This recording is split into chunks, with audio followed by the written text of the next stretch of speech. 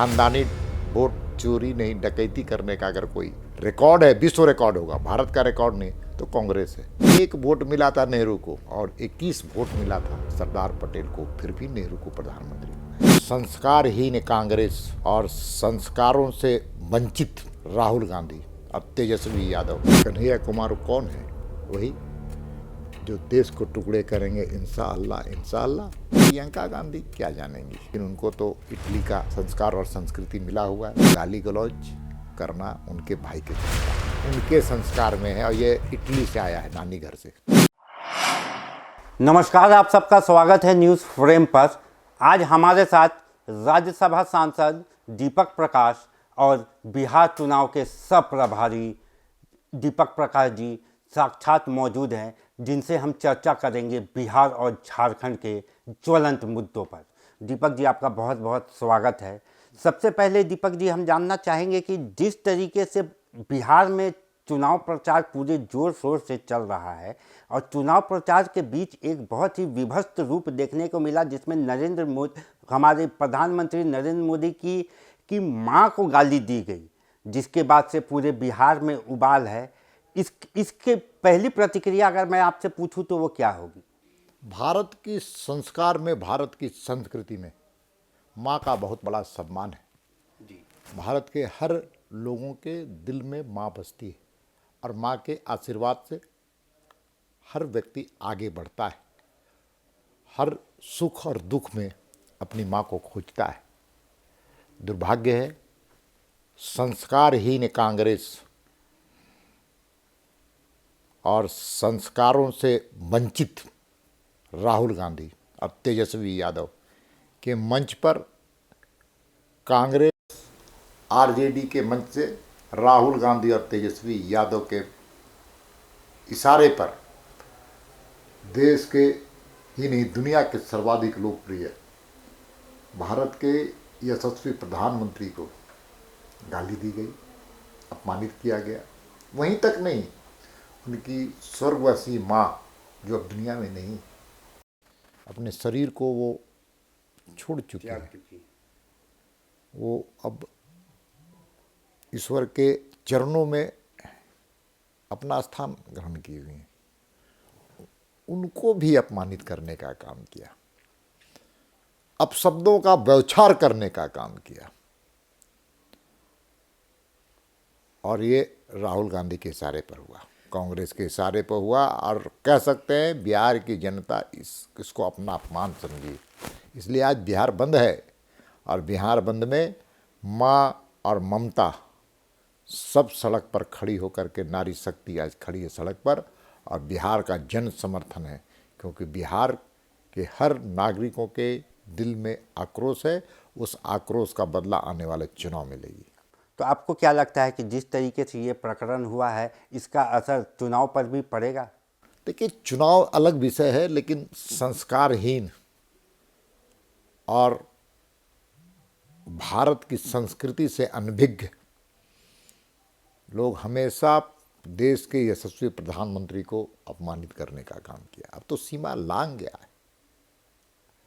आप बिहार के चुनाव के सह प्रभारी भी हैं, और जिस तरीके से अभी सुनने में आया है कि जहां तक प्रधानमंत्री की मां को गाली देने का सवाल है, ये तो देश ने देखा, लेकिन पिछले 2 दिनों से जिस तरीके से प्रियंका गांधी और कन्हैया कुमार जैसे कांग्रेस के लीडर उस प्रधानमंत्री के उस पर जब प्रधानमंत्री ने संज्ञान लिया और लोगों से जब अपील की कि उनकी मां को गाली दी गई है, तो उस बात पे भी प्रियंका गांधी मजे लेते हुए दिखी, और कन्हैया कुमार जैसे नेता तो ये कहते हुए दिखे कि कौन सी गाली दी है, फिर हमें बोल के बताइए। देखिए, बड़ा दुर्भाग्य है। कन्हैया कुमार कौन है? वही जो देश को टुकड़े करेंगे इंशाअल्लाह इंशाअल्लाह। ये मुस्लिम लीग के प्रवक्ता की तरह कांग्रेस में शामिल होकर के देश को तोड़ने के जो साजिश में लगे हैं, उसके सहयोगी हैं ये लोग। अब प्रियंका गांधी क्या जानेंगी? काश भारत माता की नर्म को समझने का वो काम करती। यहाँ पर महिला प्रधान देश है, यहाँ पर माँ दुर्गे की आराधना करते हैं, माँ सरस्वती की आराधना करते हैं, माँ लक्ष्मी की आराधना करते हैं। ये भारत के संस्कार, संस्कृति और सनातन धर्म में, लेकिन उनको तो इटली का संस्कार और संस्कृति मिला हुआ है प्रियंका जी को। उनको क्या मालूम है, उनकी नानी घर की संस्कृति उन पर हावी है। वो कल के भाषण में अगर आपने देखा होगा, वो हंसते हुए कहती हैं कि ये देश के पहले प्रधानमंत्री हैं जो कि जनता के सामने आके बोलते हैं कि मुझे गाली पड़ी है। लेकिन ये सार्वजनिक जीवन में तो ये होता रहता है। तो आपको क्या लगता है, सार्वजनिक जीवन में आप भी रहते हैं, आपको भी गाली पड़ती है क्या? सार्वजनिक जीवन में, राजनीतिक क्षेत्र में भी गाली गलौज का कोई स्थान नहीं है। गाली गलौज करना उनके भाई के संस्कार में, उनके संस्कार में है। और ये इटली से आया है, नानी घर से, इनके नानी घर से आया है, भारत की संस्कृति में नहीं है। विदेशी संस्कृति में होगा। इसीलिए विदेश में पढ़े लिखे, पनपे और विदेशी शक्तियों की वकालत करने वाले लोग हैं। ये विदेशी विचारधारा से प्रभावित लोग हैं। इनको भारत की माटी की सुगंध नहीं मालूम है। इसीलिए आज वो मजाक के केंद्र बिंदु बने हुए हैं, राहुल जी और प्रियंका जी, कन्हैया जी। हम लोग किसी के बारे में भाषा और संस्कार, कभी चीज़ों को राजनीतिक क्षेत्र में स्थान रखना चाहिए। भाषा की मर्यादा को तो पूरा देश मानता है। लेकिन मैं अगर प्रियंका गांधी की बात आगे बढ़ाऊं तो उनका कहना है कि जिस तरीके से बीजेपी के लोगों ने उनके परिवार को गाली दी है, तो अगर वो उसका लिस्ट अगर जनता के सामने रखे तो वो तो इतनी लंबी है कि वो रख भी नहीं सकती। प्रमाण दें, बोलने से तो नहीं चलेगा। अब प्रियंका गांधी का इस राजनीतिक क्षेत्र में स्थान क्या है? कोई स्थान नहीं है। इसलिए गांधी की बेटी है, सोनिया गांधी की बेटी है, राजीव गांधी की पुत्री हैं। नहीं तो ऐसे प्रियंका आपको हर चौक चौराहे पर, हर स्कूल कॉलेज में, हर ऑफिस में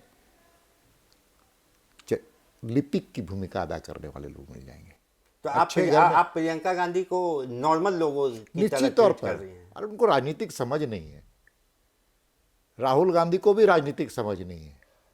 कब किस भाषा का उपयोग करते हैं, किसानों के बारे में नहीं जानते। वो तो आप लोगों को वोट चोर कहते हैं। 4 लाख का जूता पहन करके, 2 लाख का मोजा पहन करके गरीब की बात कर रहे हैं, गरीब की बात कर रहे हैं, गाली गलौज यात्रा कर रहे हैं। बांग्लादेशी घुसपैठियों के समर्थन पर इस देश में काबिज होना चाहते हैं। उस पर हम आएंगे, लेकिन मेरा जो अभी सवाल है कि वो तो आप लोगों को वोट चोर कह रहे हैं। वोट डकैत कांग्रेस, खानदानी वोट चोरी नहीं, डकैती करने का अगर कोई रिकॉर्ड है, विश्व रिकॉर्ड होगा, भारत का रिकॉर्ड नहीं, तो कांग्रेस है। नेहरू और सरदार पटेल के बीच में चुनाव हुआ था। पूरे देश के सूबे के प्रधान लोगों ने चुनाव किया था। 1 वोट मिला था नेहरू को और 21 वोट मिला था सरदार पटेल को। फिर भी नेहरू को प्रधानमंत्री बनाया गया। ये वोट चोरी नहीं है क्या? ये लोकतंत्र का अपमान नहीं है क्या? और भारत रत्न मसीहा हम कहते हैं बाबा साहेब को, डॉक्टर भीमराव अंबेडकर को जी। उनको बम्बई में वोट की चोरी करके उनको चुनाव हराने का काम नेहरू ने किया था। ये वोट चोरी नहीं है क्या? देश के अंदर सबसे पहले अगर बूथ कैप्चरिंग कहीं हुआ था तो बेगूसराय में हुआ था। और किसके पक्ष में हुआ था बूथ कैप्चरिंग? कांग्रेस के पक्ष में हुआ था। ये वोट चोरी नहीं है क्या?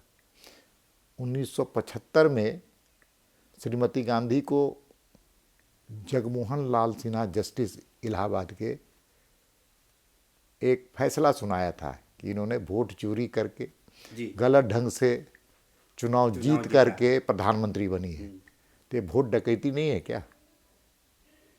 लोकतंत्र की हत्या करने का काम किया है।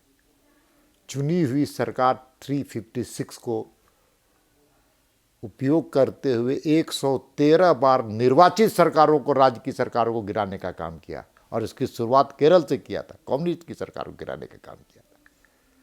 ये वोट डकैती नहीं है क्या? ये डकैत है। चलिए, आपका जो कहना है कि ये वोट डकैत है, वोट चोर को आप वोट डकैत में तब्दील कर रहे हैं। अब जिस तरीके से आप बिहार के सब प्रभारी भी है चुनाव में, तो अब एक तो इंडिया गठबंधन हो गया, एक एनडीए हो गया। इस बार हम बिहार के चुनाव में प्रशांत किशोर और जन स्वराज का रूप जो है वो देख रहे हैं। इसको आप कैसे ले रहे हैं? देखिए, भारत में कई ऐसे राजनीतिक दल हैं, 1500 से ज़्यादा रजिस्टर्ड राजनीतिक दल हैं, उसी में से एक जन स्वराज भी है।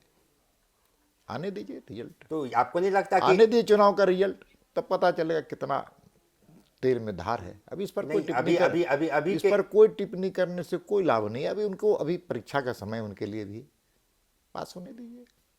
जिस तरीके नहीं, लोगों का ये मानना है और सर्वे कंपनियां भी ये कह रही हैं कि जिस तरीके से जयराम महतो झारखंड में एनडीए के कुनबे को चोट पहुंचाए हैं, उसी तरीके से अब प्रशांत किशोर जो है वो बिहार में एनडीए के कुनबे को चोट पहुंचाने के लिए इन तैयार हैं। चीज़ों से कोई भाजपा को मतलब नहीं। भाजपा को अपने काम से, विकास से, मोदी जी के